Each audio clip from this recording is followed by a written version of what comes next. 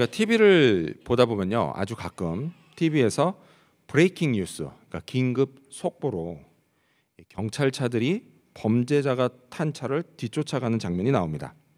근데 이런 장면은요, 영어에서도 볼 수가 있어요. 자, 이런 걸 영어로 체이스라고 합니다. 체이스. 체이스가 이제 한국말로 번역하면 뒤쫓다 이런 뜻이 있어요. 뒤쫓다.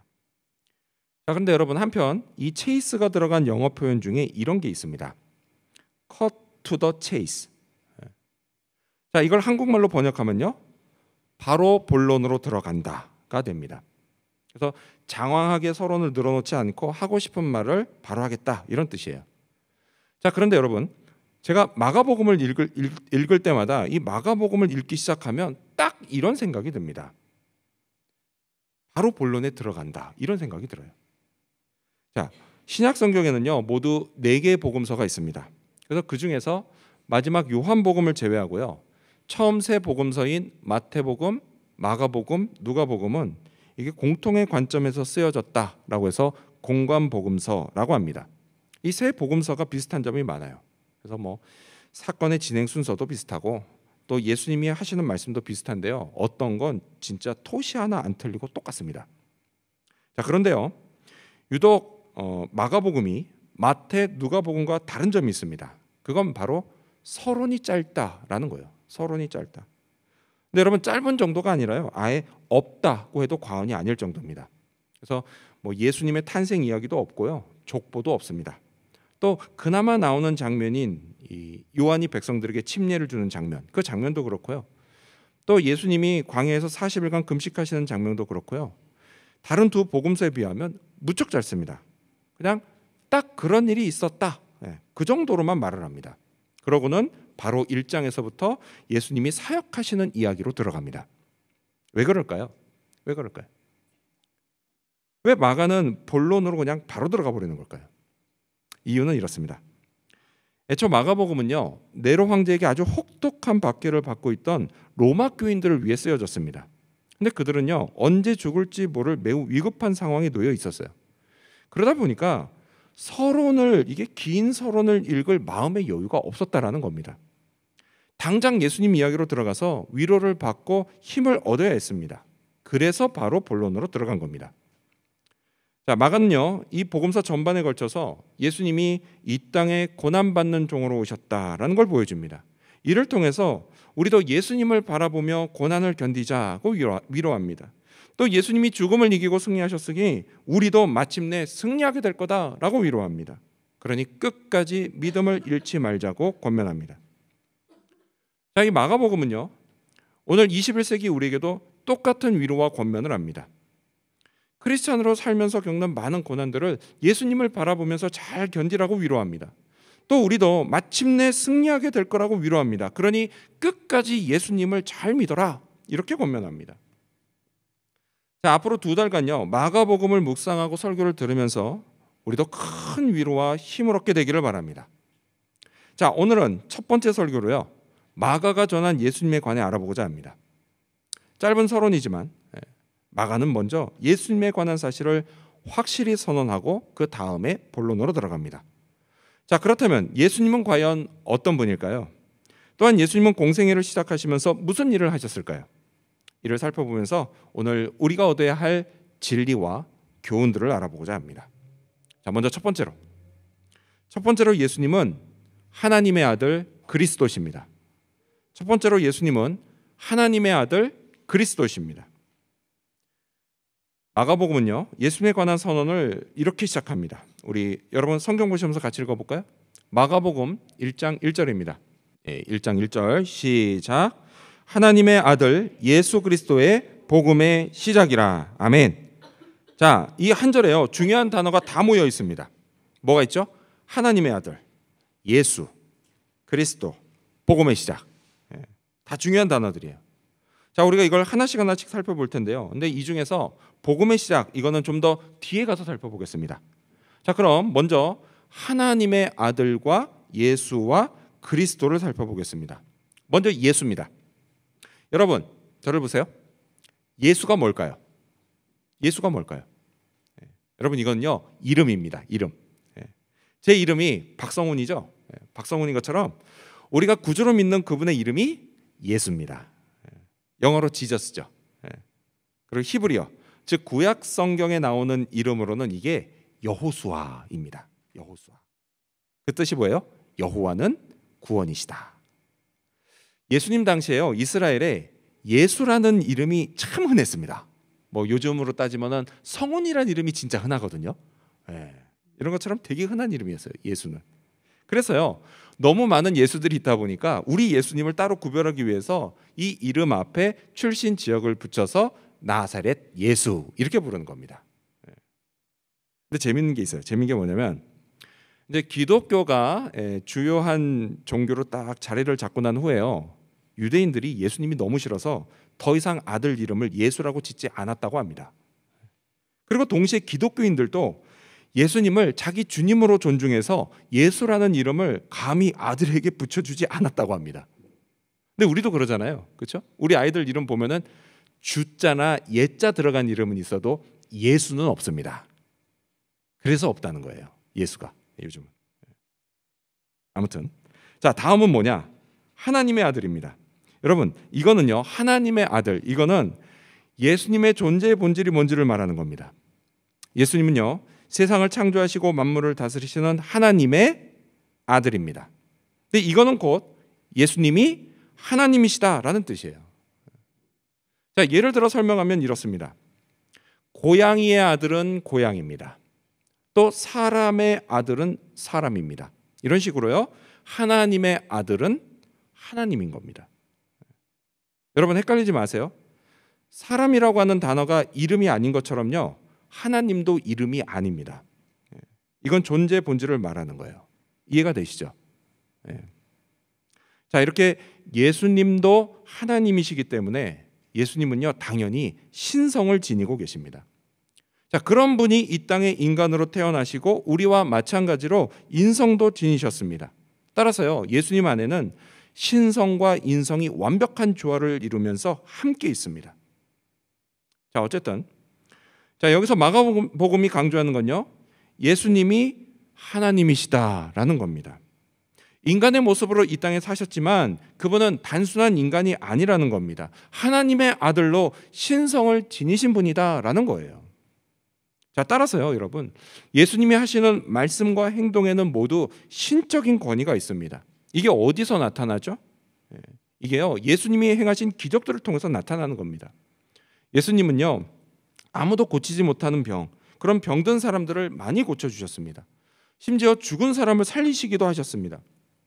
또 바람과 풍랑도 잠잠하게 하셨습니다. 그 밖에도 많은 기적을 일으키셨습니다.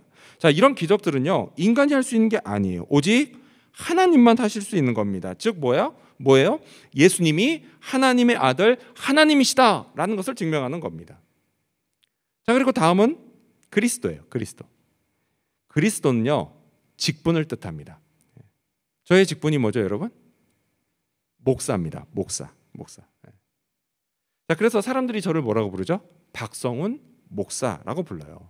이름 부르고 뒤에 직분 부릅니다. 그래서 예수님도 마찬가지예요. 예수 그리스도라고 하면 이름을 부르고 뒤에 직분을 부르는 겁니다. 그리스도가 직분이라는 거예요. 자, 이 그리스도는 헬라어입니다. 그리스어예요. 근데 이게 히브리어로는 뭐냐? 메시아입니다. 메시아. 그래서 그리스도나 메시아는 다 똑같은 거예요. 그리고 둘 다 똑같이 기름 부음을 받은 자라는 뜻입니다. 그리스도는요, 모든 인간을 죄와 죽음에서 건지실 구원자이십니다. 구세주라고도 부르죠.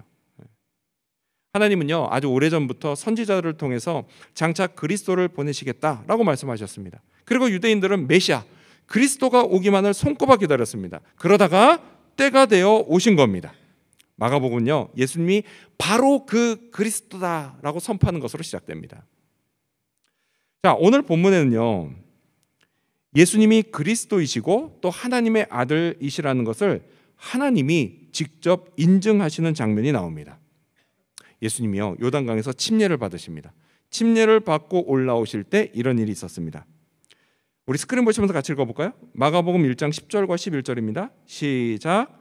곧 물에서 올라오실새 하늘이 갈라짐과 성령이 비둘기같이 자기에게 내려오심을 보시더니 하늘로부터 소리가 나기를 너는 내 사랑하는 아들이라 내가 너를 기뻐하노라 하시니라. 아멘.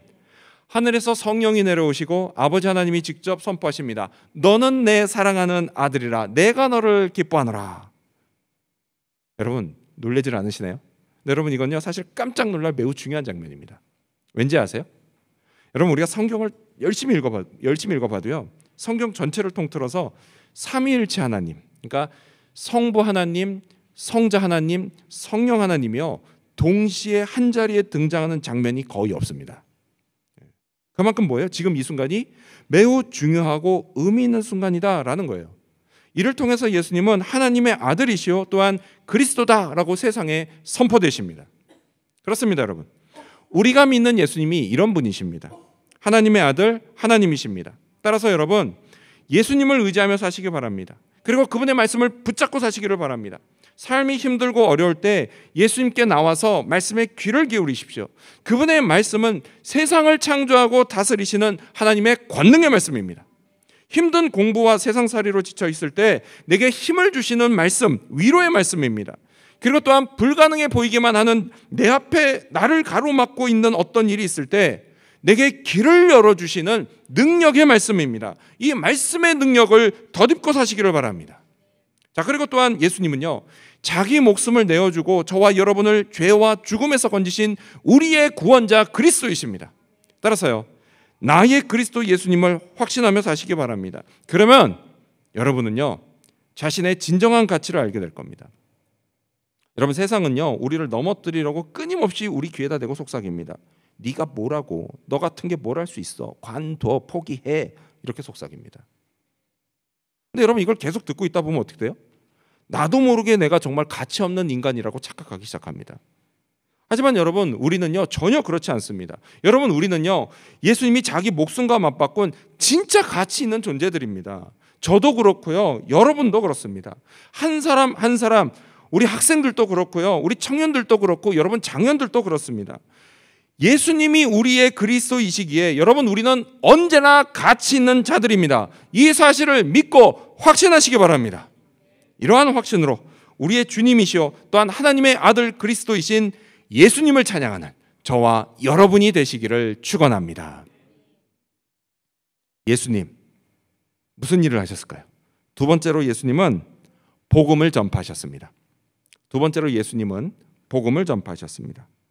자, 1절을 다시 한번 읽겠습니다. 여러분 성경 보시면서 1절을 다시 읽겠습니다. 1절 시작. 하나님의 아들 예수 그리스도의 복음의 시작이라. 아멘. 자, 이번에는 복음이 뭔지 알아보겠습니다. 복음. 여러분 복음은요 복된 소식 또는 기쁜 소식이라는 뜻입니다. 영어로는 good news죠. 자, 그렇다면 복음을 한마디로 정의하면 뭘까요? 여러분 잘 들으십시오. 복음은요 하나님이 예수 그리스도를 통해서 인간을 죄와 죽음에서 구원하신다는 소식이에요. 그리고 좀 더 구체적으로는 이를 위해서 예수님이 어떻게 하셨죠? 먼저 하나님이신 그분이 인간이 되어 이 땅에 태어나셨습니다. 그리고 십자가에서 인간의 모든 죄를 담당하고 짊어지고 그리고 죽으셨습니다. 이를 통해서 우리 죄값을 대신 다 치르셨습니다. 근데 이것으로 끝이 아니죠. 여러분 예수님은요 죽은 지 3일 만에 부활하셨습니다. 자, 그래서 이 모든 사실과 또 예수님을 믿는 사람은 누구나 하나님께 죄를 용서받고 구원을 받습니다. 하나님의 자녀가 되고 영원한 생명을 얻습니다. 이게 복음입니다. 아멘. 아멘. 이게 좋은 소식이에요, 여러분. 자, 이렇게 예수님이 복음의 핵심입니다. 자, 그래서 1절은요 복음을 그냥 복음이라고 하지 않고 뭐라고 하죠? 하나님의 아들 그리스도, 예수 그리스도의 복음이라고 말하는 겁니다. 이렇게 선언하는 거예요. 자, 그럼 예수님은 이 복음을 어떻게 하셨을까요? 마가복음에 따르면요 침례를 받으신 예수님은 곧 성령에 이끌려서 광야로 들어가십니다. 그리고 그곳에서 40일간 금식하면서 사탄에게 시험을 받으십니다. 그런 다음 공생애가 본격적으로 시작되는데요, 마가는 예수님의 첫 번째 행적을 이렇게 전합니다. 우리 14절 여러분 성경 보시면서 읽겠습니다. 시작. 요한이 잡힌 후 예수께서 갈릴리에 오셔서 하나님의 복음을 전파하여. 아멘. 그렇습니다. 예수님 뭐 하셨죠? 복음을 전파하셨어요. 뭐라고 전파하셨을까요? 자, 계속해서 15절을 읽겠습니다. 15절 시작. 이르시되 때가 찼고 하나님의 나라가 가까이 왔으니 회개하고 복음을 믿으라 하시더라. 아멘. 자, 이번에도 네 가지가 나와요. 네 가지. 때가 찼고 하나님의 나라가 가까이 왔으니 회개하고 복음을 믿으라. 네 가지가 나옵니다. 자, 이 네 가지의 뜻이 각각 이래요. 먼저 때가 찼다라고 하는 건 시간이 됐다라는 뜻입니다. 여러분, 헬라어에는요, 시간을 뜻하는 단어가 두 가지 있습니다. 하나는 인간의 역사 속에 그냥 흘러가는 시간을 뜻하는 크로노스가 있어요. 크로노스. 자, 그리고 또 하나는 뭐냐? 이건 역시 인간의 역사 속에 하나님이 인간을 구원하시려고 특별히 개입하시는 시간을 뜻하는 카이로스가 있습니다. 자, 그럼 이 두 가지가 어떻게 다르냐? 예를 들어 이런 거예요. 여러분, 혹시 2004년 8월 28일에 뭐 하셨습니까? 물론 이 중에는 그때 세상에 존재하지 않는 사람도 있습니다. 그분들 빼고, 그 사람 빼고. 여러분, 2004년 8월 28일에 뭐 하셨어요? 기억나세요? 뭐 했는지? 딱히 기억나는 일이 없으실 겁니다. 그렇죠? 여러분, 기억이 없다는 건 뭐예요? 의미가 없다는 거예요. 자, 이렇게 사람들에게요, 이날은 그저 흘러가는 시간 속의 하루일 뿐입니다. 이게 뭐예요? 앞서 말한 크로노스의 시간이에요. 그냥 흘러가는 겁니다. 하지만 여러분, 제게는요, 이날이 매우 특별한 날입니다. 제 인생의 제 2막이 시작된 날이기 때문이에요. 이날 제가 결혼을 했습니다. 되게 매우 특별한 때입니다. 카이로스의 시간이 이런 의미예요. 자, 예수님의 공생애가 시작되는 때도 마찬가지입니다. 사람들에게는요, 그날이 그저 흘러가는 시간 속의 하루일 뿐이지만 하나님께는요, 아주 오래전에 세우신 인류 구원의 위대한 계획이 이제 본격적으로 실행되는 아주 특별한 때입니다. 그 때가 찼다고, 그 시간이 됐다고 예수님이 선포하십니다. 그리고 이제 예수님을 통해 구원과 복음의 역사가 본격적으로 시작됩니다. 자, 다음은 하나님의 나라입니다. 하나님의 나라. 예수님은요, 하나님의 나라가 가까이 왔다고 하십니다. 그러니 뭐예요? 그 나라의 백성이 되라고 하시는 거예요. 여러분, 우리가요, 어떤 나라의 백성이 되면 그 나라 통치자의 다스림을 받게 됩니다. 그렇죠? 근데 하나님의 나라가 이런 개념이에요. 하나님께 다스림을 받는 곳이요, 바로 하나님의 나라입니다. 사람들은 대개요, 하나님의 나라, 이게 하늘에 있다 이렇게 생각을 합니다. 또 하나님의 나라는 죽어야만 갈 수 있는 나라다라고 생각합니다. 그래서 뭐라고 불러요? 천국이라고 불러요. 천국. 근데 물론 맞는 말입니다. 맞는 말이에요. 하지만 여러분, 이걸 꼭 기억하십시오. 내가 하나님의 백성이라면요, 나는 이미 하나님의 나라에 살고 있는 겁니다. 그것이 우리 집이든 학교든 일터든 교회든, 그것이요, 내가 하나님께 다스림을 받고 있는 곳이라면 그것이 바로 하나님의 나라예요. 따라서요, 특히 우리 부모님 여러분, 우리는요, 우리 자녀들에게 우리 집이 하나님의 나라인 걸 알 수 있게 해줘야 됩니다. 이를 위해서 어떻게 해요? 집에서 하나님을 경외하는 모습을 보여주시기 바랍니다. 부모가요, 하나님의 말씀을 읽고 묵상하고요, 또 하나님께 기도하는 모습을 보면 어린 자녀들이 우리 집에 하나님이 계시구나 이렇게 생각하게 돼요. 하나님과 함께 살고 또 하나님의 뜻을 따르면서 순종하는 걸 자연스러운 일로 생각하게 됩니다. 여러분, 그런 자녀들이요, 예수님도 일찍 믿고 또 순수하게 믿습니다. 여러분, 그게요, 우리가 부모로서 자녀들에게 해줄 수 있는 큰 축복이에요. 큰 축복. 자, 다시 예수님이 전파하신 말씀으로 돌아와서요, 15절을 스크린을 보면서 다시 한번 읽겠습니다. 15절 시작.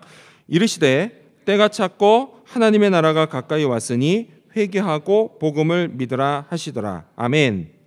자, 이렇게 때가 찼고 하나님의 나라가 가까이 왔으니 이제 예수님이 어떻게 하라고 말씀하시죠? 회개하고 복음을 믿으라고 하십니다. 회개, 돌이키는 거예요. 돌이키는 거.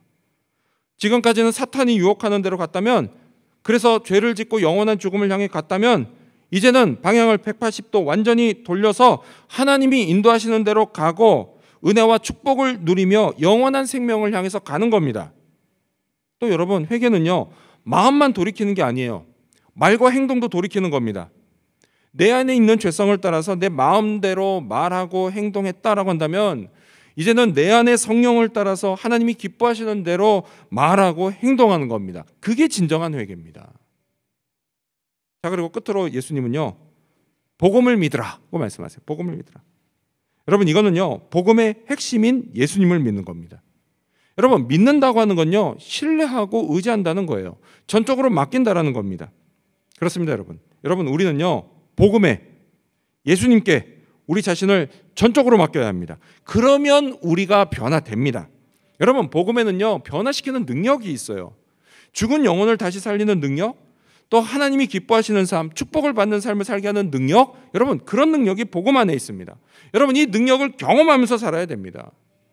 따라서 여러분, 혹시 여러분들 중에 교회는 다니고 있지만 아직 예수님을, 복음을 믿지 않는 분이 있다면 지금 바로 믿기로 결심하십시오. 복음을 믿고 예수님을 믿기로 결심하십시오. 그러면 죄를 용서받고 구원을 받습니다. 하나님의 자녀가 되고 백성이 됩니다. 새로운 생명으로 새로운 인생을 시작할 수 있습니다. 여러분도 풍성한 축복을 누리며 살아갈 수 있습니다. 이 사실을 믿으시기 바랍니다. 또요, 이미 믿고 계시는 분, 이미 믿은 분도요, 계속 믿으셔야 됩니다. 계속. 여러분, 예수님이 요구하시는 믿음은요, 한두 번 믿고 마는 그런 믿음이 아니에요. 계속해서 믿는 믿음입니다. 근데 여러분, 이거는요, 오늘 우리만 그런 것은 아닙니다. 이 마가복음이 쓰여졌을 때 이걸 처음 전해받은 로마 교인들도 마찬가지였어요. 네로 황제가 박해를 합니다. 근데 이 박해가 이게 언제 끝날지 모릅니다. 아주 극심한 핍박 속에 살고 있습니다. 그러다 보면요, 여러분, 그들도 인간인지라 믿음을 포기하고 싶은 교인들이 생겨나는 거예요. 우리도 그러잖아요. 조금 힘들면은 가장 먼저 예배부터 접으려고 하잖아요. 그런 생각이 듭니다. 고난을 받는데 이 고난이 이게 다 예수님을 주인으로 믿기 때문에 받는 고난이잖아요. 아, 예수님 부인하고 복음을 거부해 버릴까? 아니라고만 하면은 살려준다는데. 그런 교인들도 늘어갔을 거예요. 이런 그들에게 마가는요, 예수님의 이야기, 복음서를 써보내면서 그들을 위로하고 권면합니다. 우리 주 예수님, 하나님의 아들 그리스도께서 여러분의 고난을 다 하신다고 위로합니다. 그러니 힘들어도 믿음을 지키고 견디라고 권면합니다. 구원의 확신을 가지고 고난을 견디라고 권면합니다. 근데 여러분, 오늘 우리도 마찬가지죠. 이곳에서요, 우리는 학생으로, 청년으로, 또 장년으로 각자의 삶의 자리에서 정말 열심히 살아갑니다. 그리고 그 와중에 예수님을 믿기 때문에 받는 여러 가지 어려움과 고난이 있어요. 직업 선택에도 참 제한이 많습니다. 이런 우리의 상황을요, 여러분, 예수님이 다 아십니다. 그리고 믿음을 지키라고 말씀하십니다. 따라서 여러분, 우리가 믿음을 지킵시다. 복음의 능력을 확신합시다. 하나님의 다스림을 받으면서 삽시다. 이런 일을 위해서 더욱 예수님을 의지하며 사시기를 바랍니다. 여러분, 이런 우리를 주님이 책임지십니다. 하나님이 돌보십니다. 이 사실도 믿으시기 바랍니다. 이러한 믿음으로 더욱 힘차게 살아가는 저와 여러분이 되시기를 축원합니다. 마지막 세 번째로, 예수님 뭐 하셨을까요? 예수님은 제자를 부르셨습니다. 마지막 세 번째로, 예수님은 제자를 부르셨습니다. 하나님의 나라가 가까이 왔다고 선포하신 예수님이요, 그 다음 가장 먼저 하신 일은 제자를 부르는 것이었습니다. 예수님이요, 해변에서 시몬 베드로와 그 형제 안드레를 보십니다. 그리고 그들을 제자로 부르십니다. 우리 17절, 여러분 성경 보시면서 읽겠습니다. 17절 시작. 예수께서 이르시되 나를 따라오라, 내가 너희로 사람을 낚는 어부가 되게 하리라 하시니. 아멘. 자, 나를 따르라. 이 예수님의 부르심에요, 두 사람이 곧 그물을 버리고 따릅니다. 근데 여러분, 예수님은요, 저와 여러분에게도 똑같이 말씀하셨습니다. 또 말씀하십니다. 여러분, 나를 따라오라, 이게 무슨 뜻일까요? 여러분, 그거 다른 게 아니에요. 그건요, 지금까지는 우리가 인생을 내가 살고 싶은 대로 살았지만 이제부터는 예수님의 뒤를 따라가며 살아야 한다는 뜻이에요. 그러면 어떤 결과가 있을까요?